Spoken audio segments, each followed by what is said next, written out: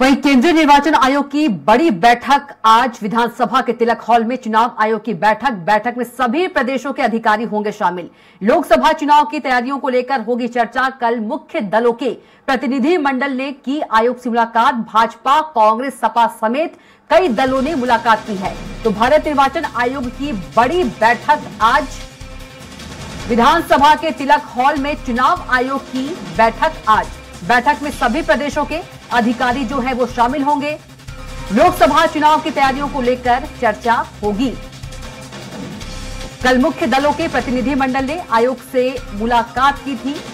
तो भारत निर्वाचन आयोग की बड़ी बैठक आज, बड़ी खबर आपको बता रहे हैं। विधानसभा के तिलक हॉल में चुनाव आयोग की बैठक।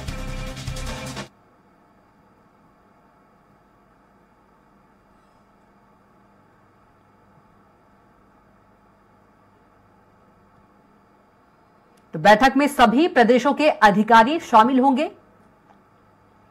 लोकसभा चुनाव की तैयारियों को लेकर चर्चा होगी।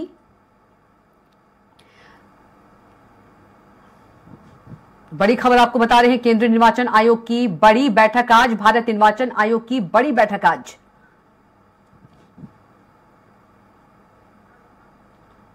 और चलिए इसी खबर पर ज्यादा जानकारी के साथ हमारे संवाददाता घनश्याम निशांत चौरसिया सीधे जुड़ गए हैं, उनका रुख कर लेते हैं। घनश्याम, केंद्रीय निर्वाचन आयोग की बड़ी बैठक आज है, क्या कुछ ज्यादा जानकारी?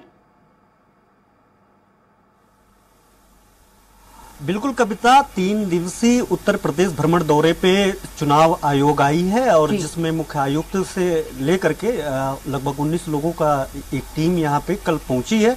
कल भी कई उनके बैठकें थी, कई कार्यक्रम थे, आज भी कई कार्यक्रम है उनके और कल भी कई कार्यक्रम रहने वाले। कल वो प्रेस कॉन्फ्रेंस भी करेंगे जिसके बारे में वो जानकारी मीडिया के मार्फत पूरे प्रदेशवासियों को देंगे कि आगामी जो चुनाव, लोकसभा चुनाव है उसकी क्या कुछ तैयारियां हैं, क्या कुछ नियम होंगे, किस तरीके के बदलाव होंगे, पहले में क्या कुछ कमियां थी जिसको दूर करने का प्रयास किया गया है। इन सब सारी बातों को लेकर के कल वो मीडिया से मुखातिब भी होंगे। लेकिन आज की अगर बात करें तो आज जो जिलाधिकारी और डिप्टी एसपी और कमिश्नर समेत तमाम जो पुलिस अधिकारी है, तमाम जो प्रशासनिक अधिकारी है, उन सारे अधिकारियों के साथ आज सवेरे 9:30 बजे से विधानसभा के तिलक हॉल में उनकी बैठकें चल रही हैं और लगातार उसमें डीजीपी और एडीजी येलो अमिताभ यस जो नोडल अधिकारी भी बनाए गए हैं।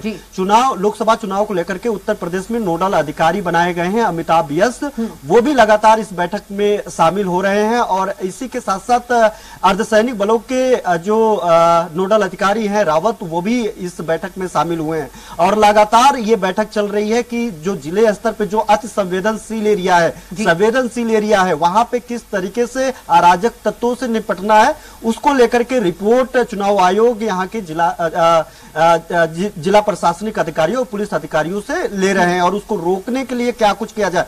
और डीजीपी ने उत्तर प्रदेश में चुनाव को लेकर के 200 अर्धसैनिक बलों की कंपनियां मांगी थी। 5 तारीख तक 100 अर्धसैनिक बलों की कंपनियां यहां पे चली आएगी और यहां पे चुनाव शुरू होने के पहले ही किसी तरीके की कोई समस्या ना हो। और अगर देखा जाए तो जिसमें शराब हो, अवैध शराब हो, इसके अलावा जो पैसे बांटे जाते हैं, किसी तरीके के जो अराजक तत्व है और भी जो समस्याएं आती है चुनाव में, उसको पहले ही रेक्टिफाई करके उसको खत्म करने के लिए पहले ही 100 कंपनियां 5 तारीख तक यहाँ पे आ जाएगी। वो यहाँ पे भ्रमण करेगी, अति संवेदनशील क्षेत्रों में जाएंगी और वहां पे जाकर के इन समस्याओं से निपटने के पूरे इंतजाम करेगी। और जो नोडल अधिकारी होंगे या उसको इसको लेकर के इसकी मॉनिटरिंग भी करेंगे। तो ये एक प्रशासनिक अमला पूरी तरीके से व्यवस्थित रहेगा।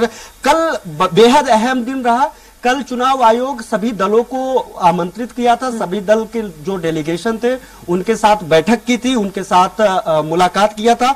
समाजवादी पार्टी की डेलीगेशन सबसे पहले मुलाकात किया था। उन्होंने जाति विशेष का नाम वोटर लिस्टों से काटा गया है, इसको लेकर के शिकायत दर्ज कराई है और उन्होंने कहा कि अब किसी भी तरीके की कोई बदलाव ना हो और जो जिन जाति विशेष के लोगों का वोट काटा गया इंटेंशनली उसको जोड़ा जाए। इसी के साथ भारतीय जनता पार्टी का भी डेलीगेशन वहां पे गया था और वहां पे जाने के बाद भारतीय जनता पार्टी ने भी कई सुझाव दिए थे और कई अपनी बातें रखी थी। उसमें सबसे बड़ी बात उन्होंने कही थी कि जो पर्दानसी महिलाएं हैं जो वोटिंग करने के लिए जाती हैं, उन्होंने कहा था कि घूंघट और पर्दानसी महिलाओं के लिए जांच की व्यवस्था हो, बिना जांच किए उनको वोट देने ना दिया जाए, क्योंकि ऐसे बहुत सारे तमाम फर्जीवाड़े होते हैं जो बुर्के के अंदर या फिर यूं कहे कि घूंघट के अंदर किए जाते हैं। तो उसको रोकने के लिए उन्होंने कहा कि जहां पे कच्छ हो, जहां पे वोटिंग होती है, वहां पे अंदर जाकर के उनकी जांच हो, जांच के उपरांत ही उनको वोट देने के लिए कहा जाए। इसके अलावा जो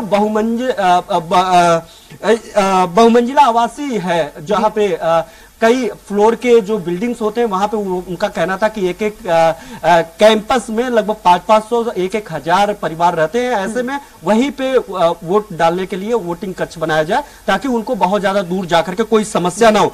कांग्रेस ने भी शिकायत दर्ज कराई है चुनाव आयोग से। उन्होंने कहा है कि इस सरकार ने अधिकारियों का दुरुपयोग किया है, लगातार वो दुरुपयोग कर रही है, चुनाव में भी वो दुरुपयोग कर सकती है। ऐसे में निष्पक्षता बेहद जरूरी है। इसको लेकर के कांग्रेस ने शिकायत दर्ज कराई है। बहुजन समाज पार्टी का डेलीगेशन भी गया था मिलने के लिए चुनाव को लेकर के। उन्होंने कहा था कि जो पूंजीपति हैं, उन पूंजीपतियों के पैसे का दुरुपयोग इस चुनाव में नहीं होना चाहिए। तो ये मुख्य दल थे और इन मुख्य दलों ने अपनी अपनी राय और अपने अपने सुझाव, अपनी अपनी शिकायतें चुनाव आयोग को दी है। चुनाव आयोग ने भी साफ तौर पे कहा है निष्पक्षता को लेकर के आप निश्चिंत रहें, हमारा पूरा प्रयास है कि आप लोगों के साथ रह करके, आप लोगों के साथ बैठ करके, आप लोगों के कोऑर्डिनेशन में पूरी तरीके से उत्तर प्रदेश में जो चुनाव हो पूरी तरीके से निष्पक्ष हो। इसके अलावा डीजीपी से उन्होंने 3 साल से डीजीपी और प्रशासनिक अमला से, यानी जो पुलिस है वो या फिर पुलिस विभाग है या फिर प्रशासनिक अमला है,